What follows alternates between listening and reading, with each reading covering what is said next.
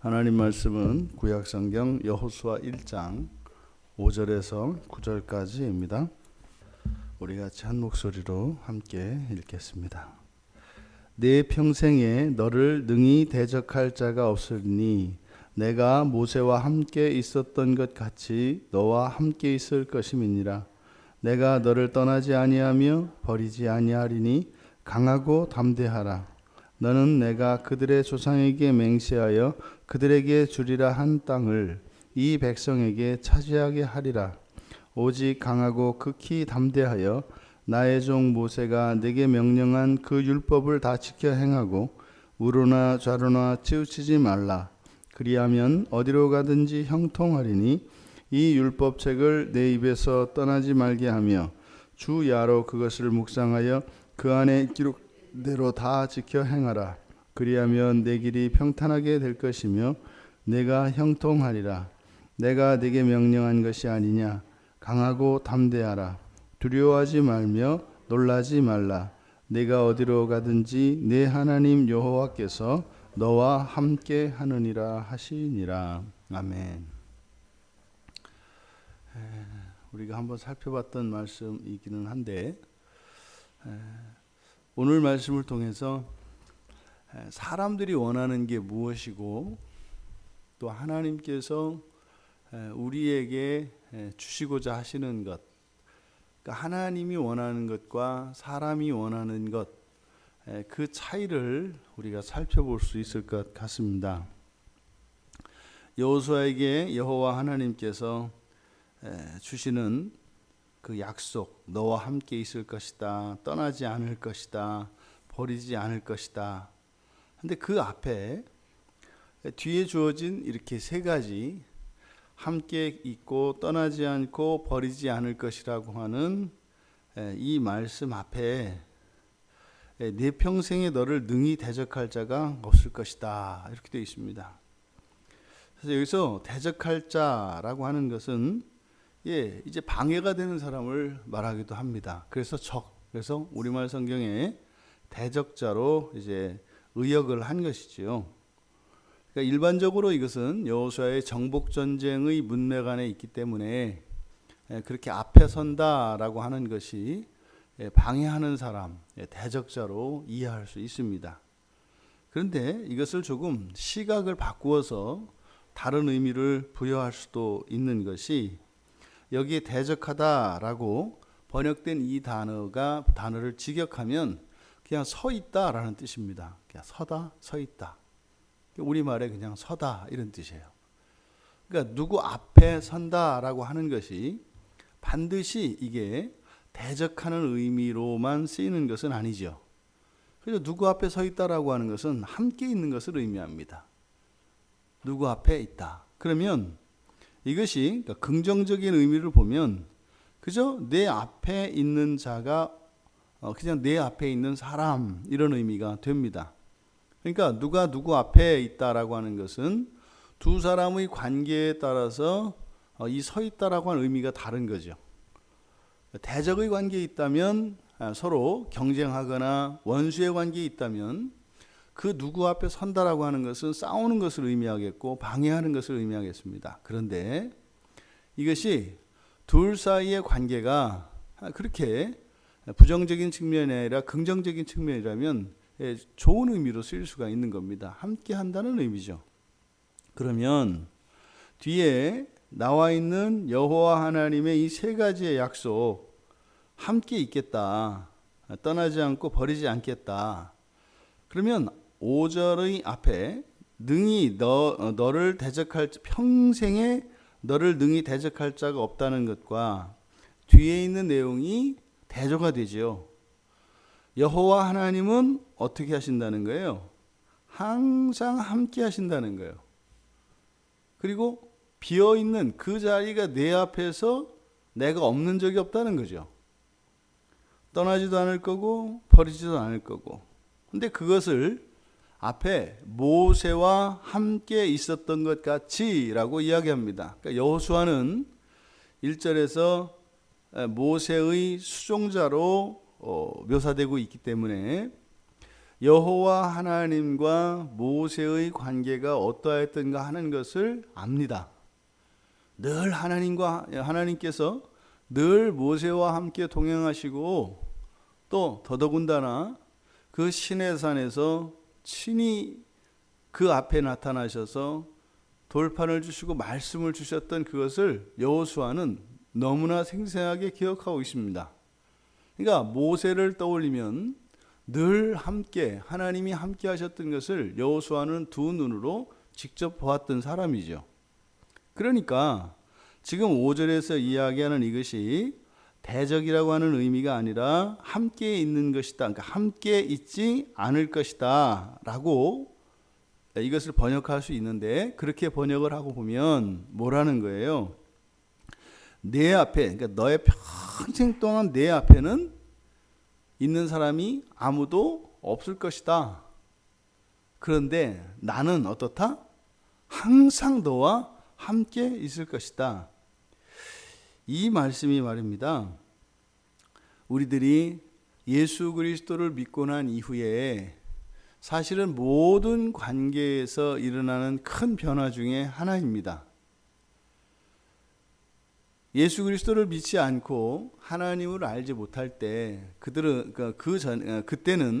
그때 사람들은 늘 모든 관계는 사회성 안에서, 인간의 사회성 안에서 자신의 존재가 규정이 됩니다. 그런데 이 세상을 살아가다 보면 늘 사람들 사이에는 그렇게 배신과 또 이별과 이런 것들을 경험하게 됩니다. 그러니까 이 세상의 모든 관계는 영원한 게 없지요. 언젠가는 떠나게 되어 있습니다. 마지막에는 결국 죽음을 통해서 이별하게 되어 있죠. 이 세상에서의 모든 관계는 다 그렇습니다. 그래서 만남이 있으면 반드시 헤어짐이 있는 것이죠. 그런데 하나님은요, 그렇지 않습니다.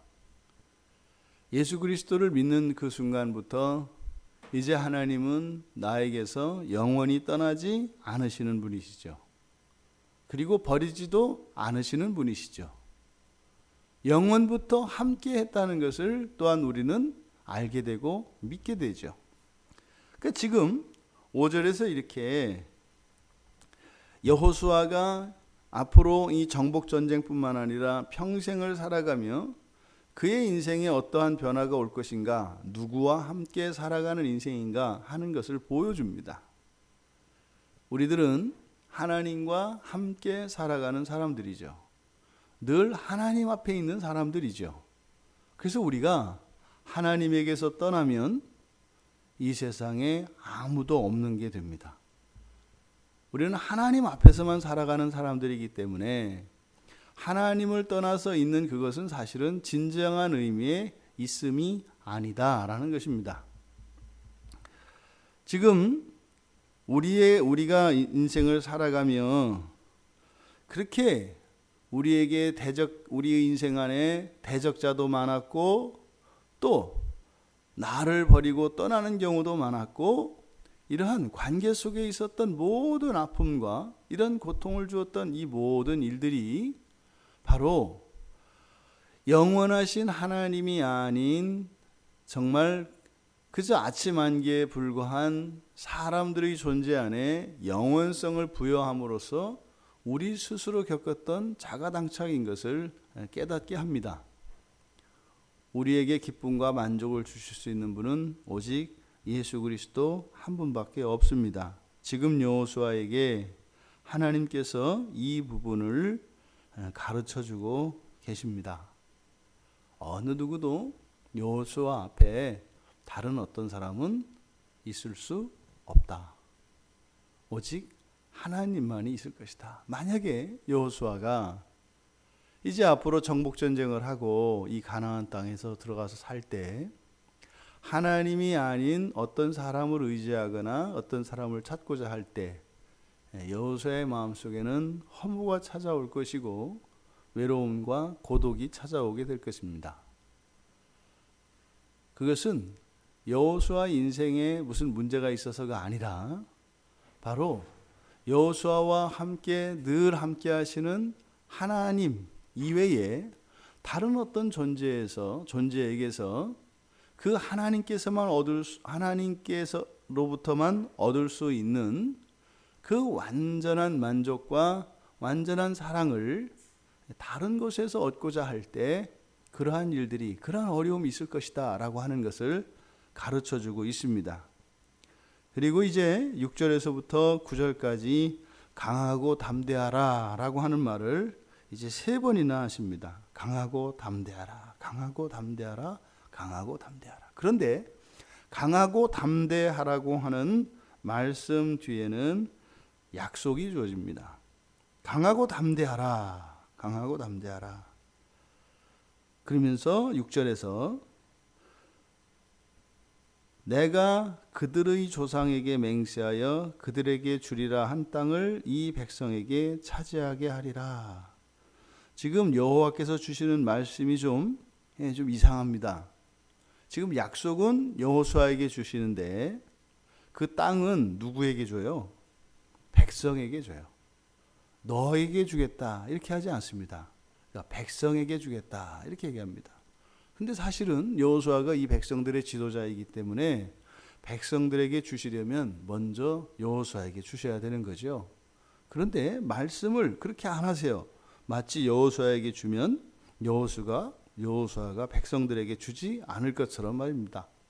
여호수아를 건너뛰고 백성들에게 차지하게 하겠다. 이것은 하나님이 주시는 은혜의 성격을 이야기합니다. 하나님의 성격은 나에게 주시죠. 나에게 주십니다. 근데 그 목표는 나에게 있는 게 아닙니다. 나를 채우고 그들에게로 가는 것입니다.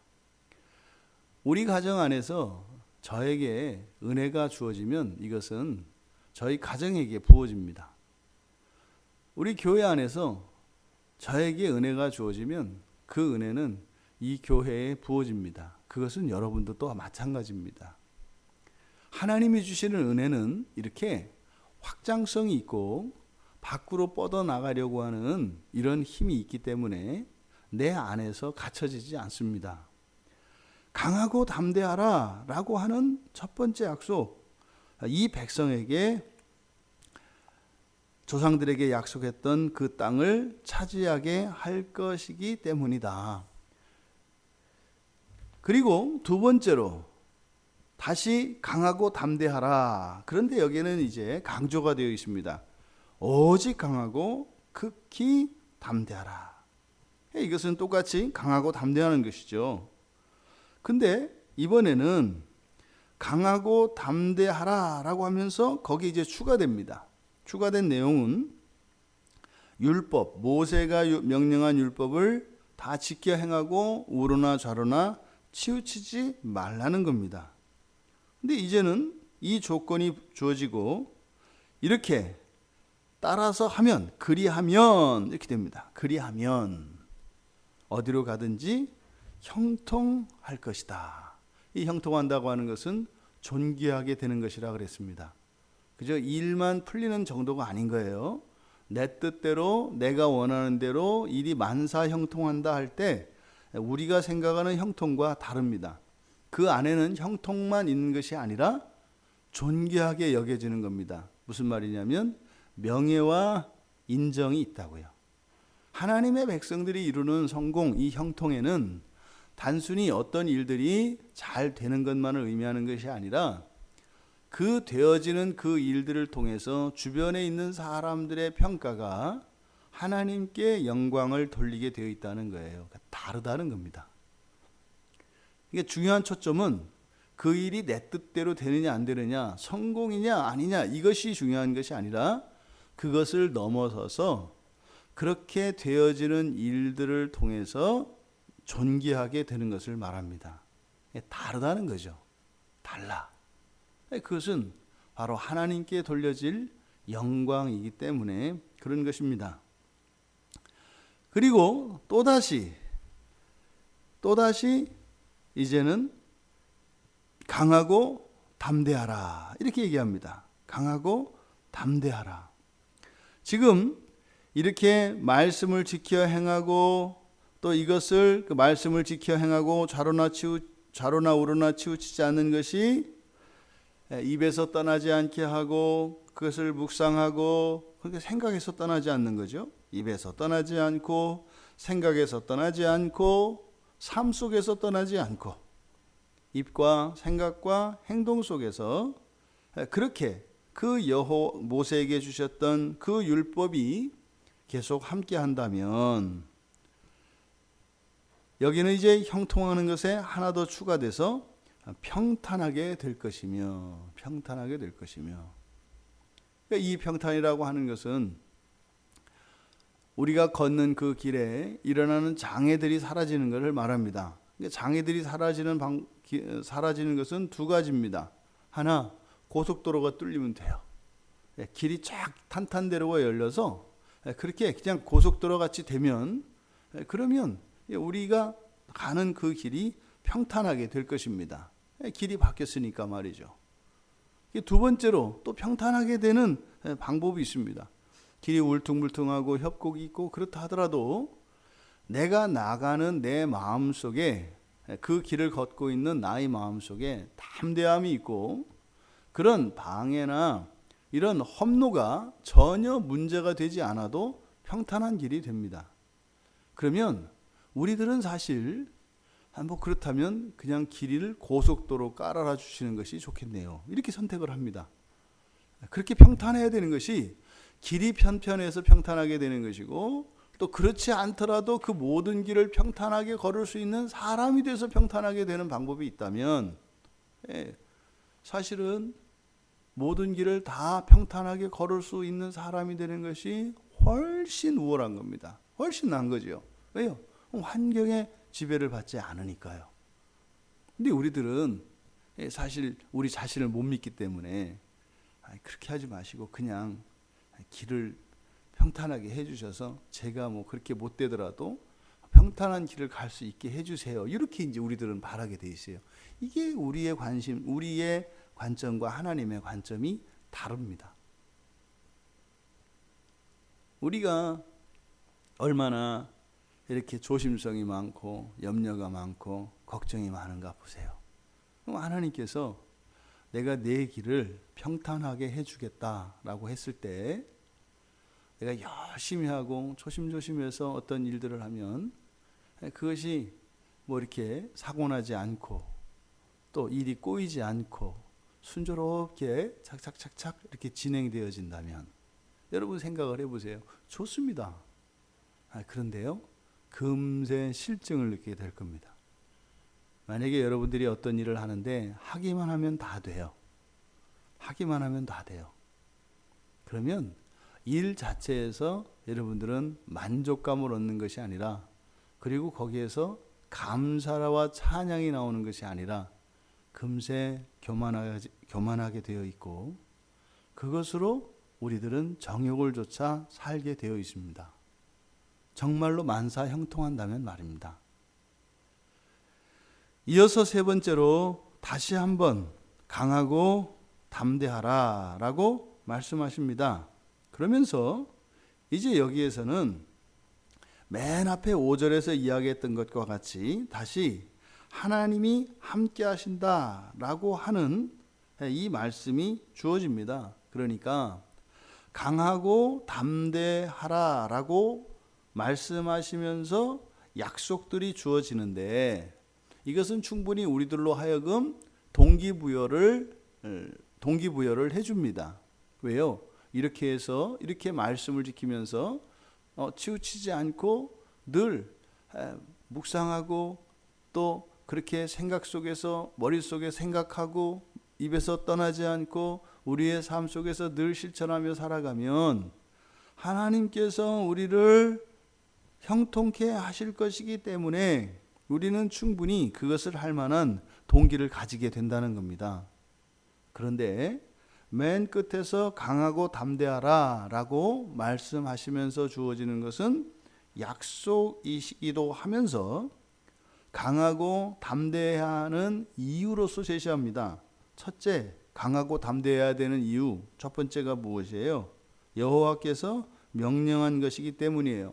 이게 정신이 번쩍이 드는 겁니다. 앞에서 이렇게 그렇게 하면 뭐뭐 하겠다라고 하는 약속을 주시다가 갑자기 9절에 가서 강하고 담대해야 되는 이유가 무엇이기 때문이라고요? 여호와의 명령이기 때문에. 사실은 여호와의 명령은 어떤 조건이 없다 하더라도, 우리에게 주어지는 대가가 제시되지 않는다 할지라도 사실은 여호와의 명령은 어떻게 해야 되는 거예요? 순종해야 되는 겁니다. 그냥 하라면 해야 되는 거죠. 그냥 하라면 하는 겁니다. 지금 이 9절에서 이 말씀을 하시는 이유는 무엇일까요? 우리가 예수를 믿고 이 세상을 살아갈 때 착각할 수가 있습니다. 마치 하나님과 우리의 계약 관계가 하나님에게 어떠한 의무를 부여함으로써 우리가 우리의 입장에서 어떠한 신앙적인 헌신과 실천을 했을 경우에 반드시 하나님께서 갚아주셔야 하는 어떤 채무가 있는 것처럼 생각하기가 쉽습니다. 사실 앞에서 이렇게 여호수아에게 주시기로 하셨던, 그렇게 땅을 주실 것이고 형통케 하실 것이고 길을 평탄하게 하시는 이것이 여호수아가 그러했기 때문에 인과론적으로 주는 것은 아니죠. 사실 그것은 하나님이 약속하셨기 때문에 주시는 것입니다. 그리고 이 명령은 바로 그것을 얻어내기 위한 공로로서 하는 게 아니라고 하는 사실을 지금 9절에서 여호와께서는 분명히 하시는 것입니다. 우리가 종교적 실천과 하나님의 말씀을 지키며 살아가는 첫 번째 이유는 하나님의 명령이기 때문이라고 하는 이 사실을 결코 잊어서는 안 됩니다. 우리의 인생이 어떠한 환난과 풍파 속에 있는다 할지라도 우리가 하나님의 말씀에 불순종할 수 있는 근거나 이유는 없다는 거예요. 이것을 잊지 말라는 겁니다. 그러면서 그 뒤에서 다시 한번 어디로 가든지 함께 할 것이다. 함께 할 것이다. 그러면 지금 5절에서 이 9절까지의 이 문맥 안에는 강하고 담대하라고 하는 이 세 번의 말씀과 함께 하신다라고 하는 이 말씀이 함께 들어가 있는데, 그리고 여기에는 하나님이 주실 약속들, 그 대가와 보상들이 주어져 있습니다. 그럼 여기에서 하나님의 관심과 우리의 관심이 어떻게 다른가 하는 것을 보게 된다는 겁니다. 하나님의 관심은 함께 하는 것입니다. 함께 하는 것입니다. 그리고 하나님과 함께하는 삶에는 이렇게 하나님께서 이들의 조상들에게 약속하셨던 그 약속의 성취가 이루어집니다. 하나님과 함께하면 말입니다. 그리고 하나님과 함께하면 형통케 되어질 것이고 길이 평탄하게 됩니다. 하나님이 우리들 각자에게 주시는 말씀, 그것은 하나님과 함께함으로써 기대되어지는 부수적인 것들에 우리의 마음을 빼앗길 것이 아니라 그 모든 것의 근원 되시는 하나님과 함께하는 그것이 훨씬 더 가치가 있는 일이고 의미 있는 것이며 우리들에게 유익한 것이다 라고 하는 것을 가르쳐 줍니다. 그런데 이렇게 자꾸 강하고 담대하라, 강하고 담대하라 말씀하시는 이유가 뭘까요? 사람은 그렇게 생각하지 않는다는 겁니다. 사실은 이 여호수아를 이렇게 하나님으로 말미암는 부수적인 효과나 다시 말해 제밥에 관심이 있던 이 여호수아를 어떻게 해요? 이제는 하나님과 함께하는 그것이 궁극의 목적이 되고 궁극적인 가치가 되기까지 변화시키시는 과정이 이 여호수아서인 것입니다. 이 세상의 모든 것을 다 얻는다 할지라도 우리 안에 신앙이 자라지 않고 하나님을 향한 사랑이 자라지 않는다면 아무 의미가 없다는 것입니다. 때로는 우리가 역경과 시련 속에서도 오히려 그러한 기간을 통해서 하나님과의 사랑이 깊어지고 우리의 신앙이 자란다면 그것은 세상을 얻은 것보다 훨씬 더 많은 것과 큰 것을 얻는다고 하는 교훈을 가르쳐 줍니다. 예수님이 십자가에서 오르신 것은 죄인들의 죄를 대속하기 위하여 제물로 죽어주시기 위하여 하나님의 사랑을 입증하시기 위한 것이었습니다. 그런데 그냥 성자 하나님 예수님의 개인적으로 따로 떼어놓고 생각하면 이 말씀과 관련해서 그런 거죠. 십자가에 오르시지 않고 이 세상에서 왕으로 사실 수 있으시죠. 얼마든지요. 그런데 하나님을 떠나서 이 세상에서 왕 노릇하며 사는 것보다 이 세상에서 죄인으로 비참하게 죽어서 하나님과 함께하는 것이 훨씬 더 영광스럽고 더 귀한 것이었기 때문이라는 겁니다. 이 세상에서의 이런 부귀 영화 때문에 우리는 하나님과 함께하는 것을 거부합니다. 하지만 오늘 성경은 하나님과 함께하기 위하여 그 모든 것을 버릴 수 있는, 그리고 난 뒤에 하나님 안에서 주어지는 새롭고 완전한 것들로 살아갈 것을 여호수아에게 말씀해 주고 계십니다. 여러분, 먼저 버리고 그리고 하나님 안에서 완전한 것으로 그렇게 만족하며 채워지는 그 은혜가 우리 모두에게 임하기를 주님의 이름으로 축원합니다. 하나님께서 이제 가나안 땅을 바라보고 있는 여호수아에게 주신 이 말씀을 통하여 저희들 안에 있는 저희들이 바라는 것과 또한 하나님께서 저희들에게 주시고자 하는 것이 어떻게 다른가 하는 것을 살펴보았습니다. 오늘 말씀을 통해 저희들의 마음의 소원이 무엇인지 밝히 깨달을 수 있도록 도와주시고, 또한 하나님께서 저희들을 위하여 예배하시고 인도하시는 그 선하신 길을 깨달아 참으로 하나님과 함께하는 것이 이 세상의 모든 것을 얻는 것보다 더 귀하고 값진 것임을 깨닫게 하시고 믿게 하여 주셔서 참으로 하나님의 그 약속의 성취를 기대하며 살아가는 복된 성도들이 다 되게 하여 주시옵소서. 예수님의 이름으로 기도드리옵나이다. 아멘.